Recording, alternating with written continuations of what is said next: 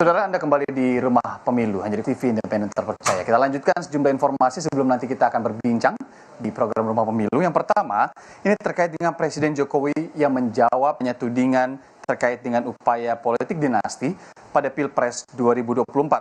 Hal ini menyusul restu Jokowi terhadap putra sulungnya Gibran Rakabuming Raka untuk menjadi cawapres pendamping Prabowo Subianto.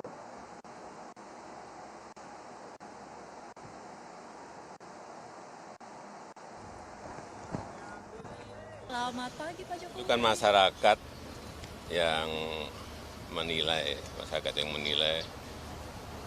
dan dalam pemilihan pun baik itu di pilkada, di pilihan wali kota, pilihan bupati, pilihan gubernur, pilihan presiden, itu semuanya yang memilih itu rakyat, yang menentukan itu rakyat, yang mencoblos itu juga rakyat. Bukan kita, bukan elit, bukan partai. Sebagai bakal cawapres, itulah demokrasi. Sebagai bagian dari proses demokrasi.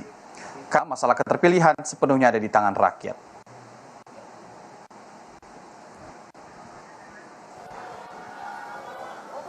Berikutnya, saudara, bakal capres Prabowo Subianto juga menjawab dinasti politik yang ditujukan pada Presiden Jokowi usai Gibran diusung menjadi bakal pres.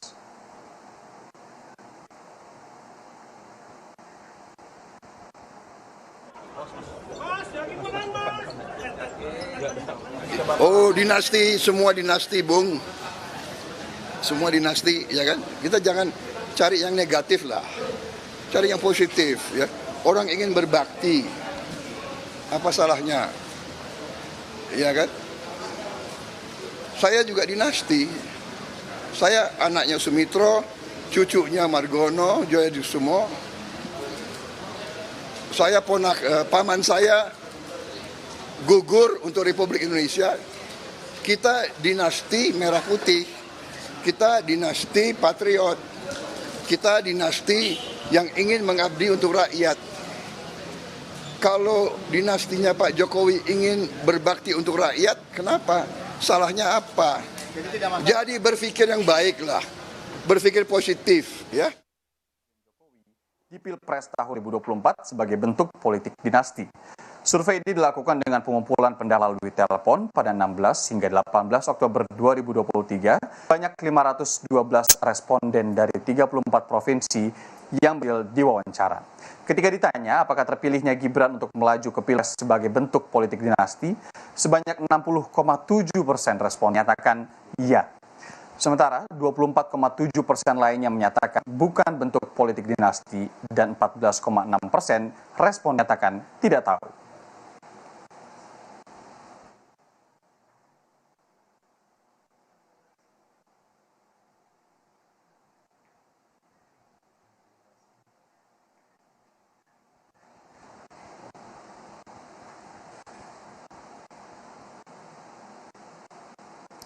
Kita akan langsung berbincang, saudara, sore hari ini bersama Wakil Ketua Umum Partai Amanat Nasional, Viva Yoga Mauladi, dan juga Guru Besar atau Profesor Lely Aryani yang sudah hadir di studio Mini Kompas TV sebagai pakar komunikasi politik Universitas Nasional.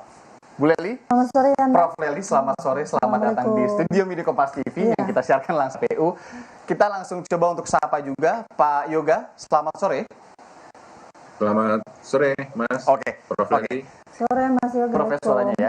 Oke. Jadi Pak Yoga, apakah saya mau konfirmasi dulu, apakah benar Prabowo ini sudah menjadwalkan untuk bertemu Ibu Megawati? Apa yang dibicarakan nanti? Ya, itu nanti akan ada beberapa hal penting berkaitan dengan situasi nasional. Inginnya Prabowo bahwa proses politik di pemilu presiden, pemilu legislatif ini berjalan secara luber, jurdil, aman, nyaman, damai, menghadirkan pemilu yang berintegritas dan berkualitas. Itu yang pertama. Yang kedua, silakan. Yang kedua soal pengertian definisi politik dinasti dalam sistem demokrasi itu sebenarnya dari sisi jus contradictio in terminis. Di dalam sistem demokrasi tidak politik dinasti. Sistem reproduksi kekuasaan melalui penunjukan berdasarkan unsur darah dan keturunan itu ada di kerajaan-kerajaan. Karena sistem demokrasi itu adalah merupakan bagian dari kompetisi di mana pemilih secara langsung oleh rakyat, bukan penunjukan tetapi pemilihan. Jadi posisi jabatan-jabatan publik di lembaga-lembaga itu bukan didasarkan kepada penunjukan, tetapi didasarkan kepada pemilih. Prinsip demokrasi, one person, one vote, one value. Jadi itu menjadi bagian penting dalam pembelajaran politik kita, bahwa dinasti dalam sistem demokrasi itu tidak ada.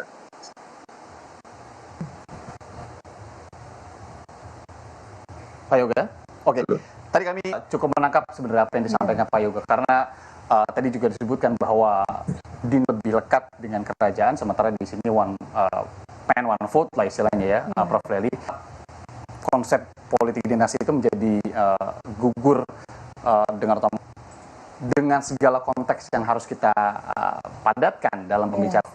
Bagaimana kemudian dari komunikasi politik menilai dinasti politik yang isunya saat ini berkembang, lebih konotasinya ke negatif atau positif? Ya, pertama itu yang Mas Yoga katakan secara teoritis.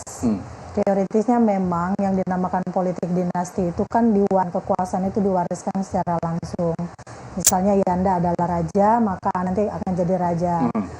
Yoga raja, maka anaknya Mas Yoga juga akan jadi seperti kerajaan di Inggris dan sebagainya gitu. Tapi kalau kita lihat dari Litbang Kompas terbaru itu ya 60,7 ya 60,7 menganggap ini ada dinasti. Ini tidak lepas dari pikiran dan main masyarakat tentang bagaimana dulu Mas Yoga dan teman-temannya berjuang misalnya untuk menghapuskan KKN gitu. Dulu kan waktu Pak Harto, Mbak Tutut di menteri. Itu salah satu pemicunya, Ibu. Mungkin ya, jadi kemudian kita ribut soal ada Gubernur Banten waktu itu Atut ya, yang juga kemudian adiknya, keponakannya bertarung juga di pilkada. Lalu kemudian semuanya melalui proses demokrasi. Jadi ibaratnya ini melegalkan secara politik dinasti yang hukum dibenarkan gitu. Nah intinya persoalan semacam ini kalau kita melihat gambaran dari respondennya Litbang Kompas, masyarakat menganggap ini politik dinasti di sana dengan kondisi yang ada dengan konotasi yang negatif. Sebab menurut saya justru ini lebih dekat dengan istilahnya dalam teori komunikasi politik, komoditas partisisme politik. Jadi jadi komoditisme politik. Jadi seperti ada pemujaan yang salah terhadap yang dilakukan oleh partai politik terhadap industri budaya politik yang sudah ada. Jadi relasi orang-orang yang kemudian mau didudukkan dalam kekuasaan tertentu itu dianggapnya bukan manusiawi, tapi dianggap sebagai benda yang bisa dibeli, dipinjam, ditakar dan sebagainya. Kan pertanyaannya juga ini kebetulan mungkin Mas Yoga kan bukan partai utama Gerindra misalnya kan. Kalau Gerindra udah kulonuwu, tadi katanya Gerindra mau akan ketemu tapi sama Bu Mega. Tapi sebelum, biar bagaimanapun kalau PAN punya kader, Golkar punya kader, kalau ada aja pasti seneng ya. Tapi mungkin ada kulonuan politik. Berarti kan kadernya dilirik, potensial, dan ini memungkinkan suatu partai pun menganggap partai kader itu memang berhasil mengkaderkan kader-kadernya. Soal kader ini menarik Pak Yoga, karena beberapa isu belakangan ini jadi juga seperti melahirkan isu-isu krisis kader begitu ya kalau dari koalisi ini. Kenapa? Karena kita tahu beberapa waktu kebelakangan kalau melihat survei memang tidak semuanya harus jelas, tapi ada beberapa nama, salah satunya dari Golkar misalkan yang sempat berhembus Kamil misalkan, kemudian dari PAN kita sudah tahu dari Erick Thohir. Kalau yang dilihat dari Gibran sendiri disetujui juga oleh PAN kemarin, Pak Yoga, lebih ke elektabilitas kemudian ke kapabilitasnya sih. Ada beberapa hal. Yang pertama sisi elektabilitas, ternyata setelah dijodoh-jodohkan jadi tren kenaikan terhadap Mas Gibran ketika dipasangkan dengan Pak Prabowo. Yang kedua, dari sisi simbolik bahwa saat ini masih ada Jokowi efek, buktinya tingkat kritik terhadap kinerja pemerintah di atas 70%, sehingga di pas Jokowi efek itu akan kepada 100% kepada Mas Gibran. Yang ketiga, Mas Gibran ini adalah representasi dari kaum milenial dan Gen Z yang punya kesempatan dan peluang akibat dari pemilu dan presidensial threshold 20% kursi DPR RI. Akibatnya di situ. Karena apa? Presidensial threshold 20% itu akan diproses terhadap tumbuhnya tunas-tunas bangsa, dan peluang harapan pun bisa untuk melakukan itu asalkan dengan syarat-syarat tentu sesuai dengan undang-undang. Tapi bukan Undang-undang pilkada dulu, Mas. dan pengalaman itu penting juga Pak Yoga. Undang pilkada dulu pernah ada anak istri tua tidak boleh untuk mencalonkan diri di dalam pilkada. Tapi kemudian ada gugatan oleh MK, itu digugurkan, mengabulkan gugatan bahwa untuk memilih dan dipilih itu adalah hak dari negara. Jadi kemudian kalau seorang keluarga politisinya, kemudian cucunya tidak bisa masuk ke wilayah politik, itu kan ada desi. Seorang keluarga artis, anaknya pasti menjadi artis. Seorang cinta sepak bola, anaknya juga punya peluang besar untuk menjadi pemain sepak bola. Jadi karena bukan penunjukan, tetapi ini adalah proses pemilihan yang dilakukan suara, satu nilai, satu orang, seluruh proses demokrasi itu berjalan dengan sistemik dan sesuai dengan. Jadi kalau ada pengertian politik dinasti itu terjadi kontradiksi interminis, ini soal persepsi. Keluarga politisi, masa anaknya tidak boleh menjadi politisi? Persepsi, Prof. Lali. Iya, memang benar sih. Memang politik itu adalah persepsi. Gini, kalau seandainya tadi yang dianggap Jokowi efek hanya Gibran, kan itu salah. Hasil survei membuktikan yang tanggal 10 kemarin kan, ternyata ketika disandingkan, Erick itu pilihan PAN loh, disandingkan dengan Pak Prabowo, ternyata lebih tinggi daripada dengan Gibran. Tapi nanti nggak tahu ya setelah ini. Artinya kalau soal Jokowi efek itu hanya melekat pada Gibran karena dia anaknya, itu yang mengakibatkan persepsi politik publik itu ini dinasti namanya gitu kan, dia anak Jokowi berarti kan yang diambil itu, jadi bukan karena kapasitas dan sebagainya. Jadi Jokowi efek persepsi. Tapi tadi kok sudah disebutkan juga sama Pak Yoga sedikit dengan representasi anak muda. Iya, representasi anak muda, semuanya juga bisa lihat kan juga memilih anak muda. Karena anak muda itu lebih kritis pikirannya. Dia mungkin ada rasa cemburu, kenapa anak muda ini gampang banget ya masuk politik, sementara balik.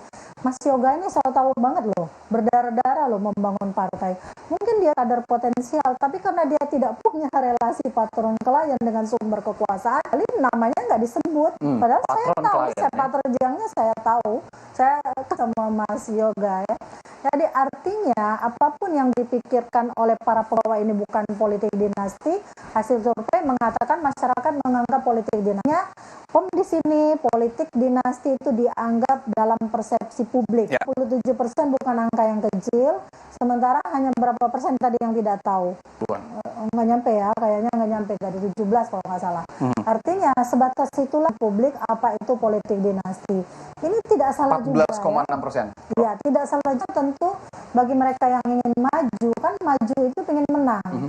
Jadi belakang figur-figur yang akan direkrut itu mereka pikirkan. Artinya kalau saya maju berapa nanti peluang kemenangannya.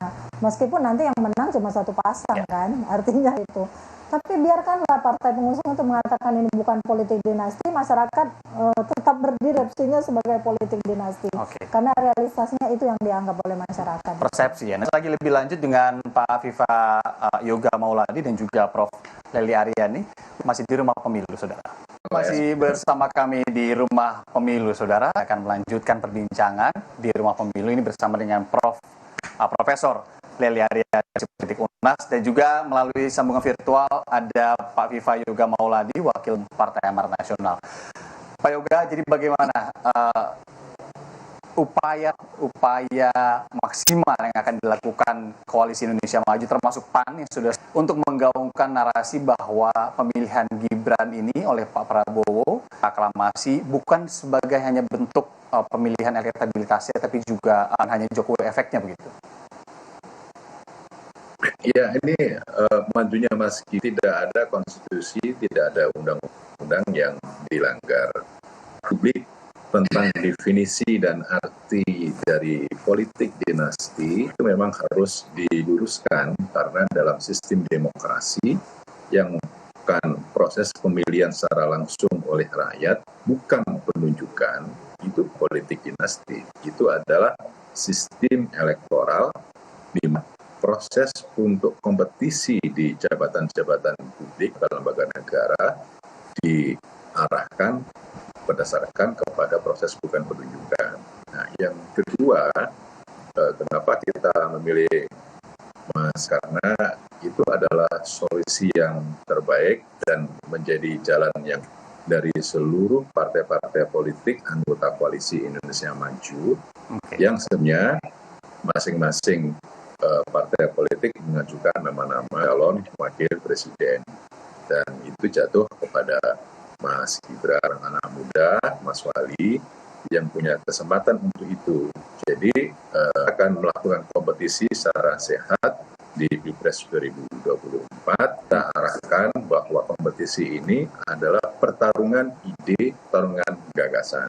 Kalau kemudian nanti ada yang merasa kurang pengalaman, kurang narasi, nah, nanti kita lihat perdebatan di Pilpres itu seperti apa, karena kita telah menyiapkan masalah tentang platform, tentang program nanti untuk menang Pilpres 2024 sudah kita siapkan dengan baik dan sistematis. Lakukan bersama, bertarung gagasan, tapi jangan lupa juga untuk menjadi seorang pemimpin tentunya ada kritis atau masyarakat akan mengkritisi juga soal rekam jejak dan juga selama ini ketika sebelum menjadi calon begitu ya. Bu Lely atau Prof. Lely, bagaimana Anda melihat pengusungan Gibran sebagai cawapres atau bacawa pres Pak Prabowo ini kan atau justru membuntungkan koalisi?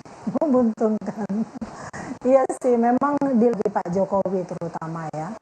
Meskipun tidak dianggap sebagai politik dinastinya Pak Jokowi. Benar kan? Dinastinya Pak Jokowi loh Mas Yoga. Jadi bukan soal ya, bukan terminologi itu lagi ya. Artinya seolah-olah Pak Jokowi ingin mengidentikan Gibran itu adalah Jokowi. Atau bukan menurut Pak Jokowi, tapi partai-partai pengusung ini. Jadi seolah-olah kalau misalnya kan sudah ada deklarasi Ganjar dan Pro Mahfud yang sama percis deklarasinya itu adalah langsung keberlanjutan.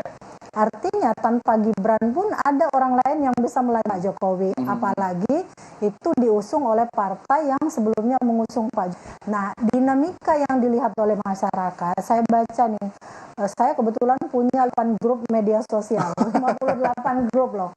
Selama ini di antara dari separohnya adalah pendukung Pak Jokowi, ada forum guru besar, ada forum politisi, mantan pejabat tinggi dan seterusnya juga, yang semula nampaknya puja-puji demikian besar pada Pak Jokowi, justru bertanya gitu loh. Ketika saya kan bukan Jokowi harus menjelaskan itu, saya bilang. Intinya memang ada pertanyaan besar. Akhir Pak Jokowi itu bukan yang kita inginkan, bukan sekedar soft landing, landing. Jadi nice landing artinya percis pertanyaan Yanda tadi. Kalau landing terganggu dengan fenomena ini dinastinya Pak Jokowi, nice landingnya akan terganggu, soft landingnya juga akan terganggu. Landing sih tetap landing gitu. Landing tetap landing karena Pak Jokowi kan dikawal terus, termasuk oleh Partai PAN yang sekarang jadi narasumber berita. Apalagi Partai PDIP kan janjinya, Nasdem pun janjinya tetap mengawal sampai selesai.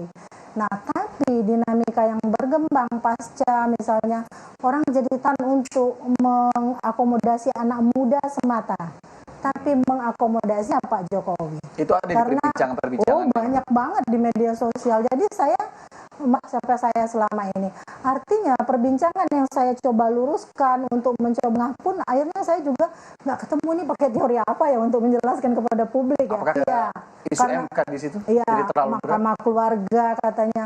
kalau tujuan dari Gibran, nanti kan 2024 nih akan banyak anak-anak muda yang terpilih menjadi anggota DPR, termasuk Mas Yoga atau misalnya yang lain-lain juga. Mari silakan, kita akan memberi peluang pada anak muda yang berumur 25 tahun bisa presiden atau presiden misalnya gitu. Berarti ketahuan kepentingannya untuk anak muda seluruh kan gitu. Ini memang semata-mata tujuannya untuk mengakomodasi dinastinya. Jadi sebenarnya bisa kita bolak-balik, kata masyarakat ini politik dinasti. Oke lah, nggak di pengusung kita katakan itu Gibran itu dinastinya Pak Jokowi. Ya, jadi Pak Jokowi segi membangun cangkang-cangkang dinasti yang ujung-ujungnya dianggap oleh masyarakat dinasti. Justru dilematis itu sebenarnya kalau dilihat dari komunikasi politik ada di diri tadi. Iya, Prof, jadi terima kasih sekali. Ya, tentu ini sama-sama. seru banget kalau ngobrol Lely terkait dengan politik dan komunikasi politik, tapi durasi juga kita membatasi. Terima kasih sekali lagi Prof. Sama-sama Lely Anda, Arianda, sukses. pakar komunikasi politik Universitas Nasional, kemudian ada Pak Viva Yoga, Wakil Ketua Umum Partai Amarat Nasional. Terima kasih Pak Yoga, sehat selalu.